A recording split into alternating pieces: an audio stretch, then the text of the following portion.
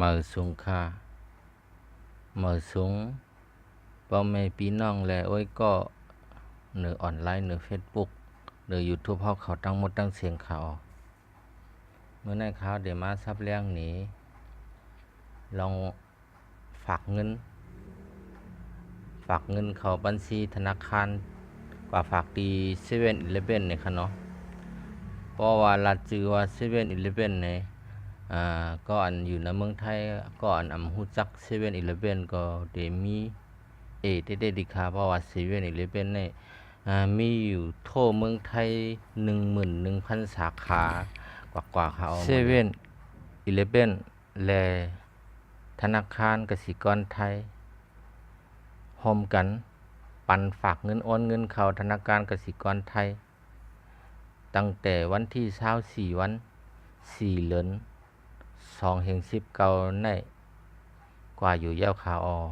ตั้งแต่เอาวันที่24วัน4เดือน2/19ได้มา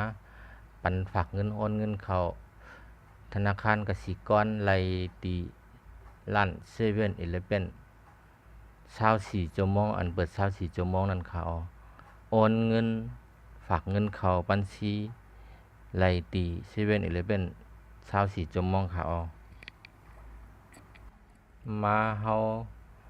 เห็นฮู้ลอกลายฝากเงินโอนเงินเหม่อง่าย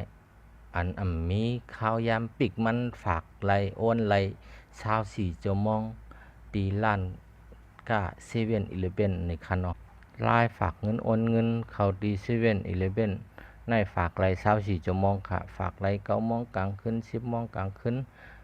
11 12โมง1โมง2โมงกลางคืนกลางเหนือ4โมง5โมงจักว่าฝากไหลกูกินกูข้าวยามก็บอกว่าร้านค้าที่ 7-Eleven เนี่ยเปิดไว้24ชั่วโมงในค่ะ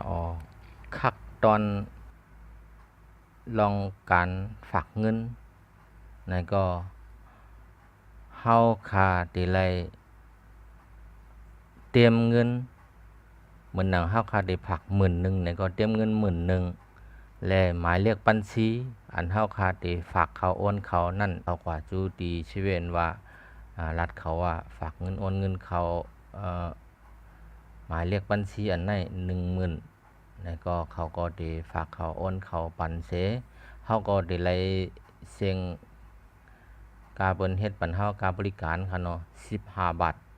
ต่อ1กำค่ะนะ1กำก็เฮาก็ได้ฝากสูงสุดไล่ 10,000 บาทในไล่ 30,000 บาทสูงสุดได้ไล่ 100,000 บาทต่อ1บัญชีค่ะนะต่อวันสั่งว่าเฮายินปันฝากบันดีเจ้าพนักงานเขาฝากปันเฮาย่อไหนเฮาก็ได้ไล่เบอร์สลิปมันแลเขาก็ได้เอาหมายฟ้องเฮาเสเขาได้ส่งข้อความยืนยันว่าเฮาไล่ฝากเงินเขาในหมายเลขบัญชีอันที่เฮาเขานั้นเต้ๆอยู่ในที่มีเขาได้ส่งข้อความดัง SMS มาดังเบอร์มือถือเฮาก็ได้เป็นหลักฐานการยืนยันว่าเฮาไล่โอนเงินกว่านั้นหมายเลขบัญชีนั้นยาวเนี่ยเฮาก็ได้ส่งปันดังอันเฮาบัญชีเจ้าของบัญชีอันนี้ก็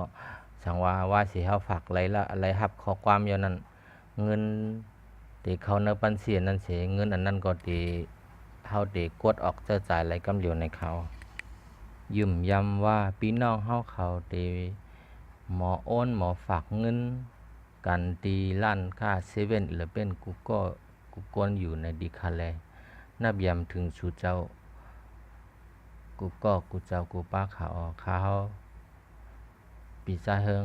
หับโอนเงินในเมืองไต้ส่งปันไลตั้งปั่นกูเว้งดีขาออเหมือสูงดังเสียงขา